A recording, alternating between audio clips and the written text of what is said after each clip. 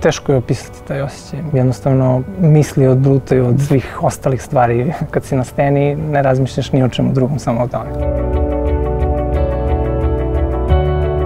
Osjeti se uvek taj strah od visine. Mislim da ga svako u sebi ima, koliko god dugo penjao. Neverovatan je taj osjećaj. Ostane u tebi i traje dugo. U momentu kad treba da odlučiš da li da ideš dalje ili da odustaneš, jako je bitno da sebi kažeš kreni dalje, bez obzira šta će se desiti. Kada popnem smer, osjećam se fantastično, ispunjeno i to traje jako kratko, ali je fenomenalan osjećaj.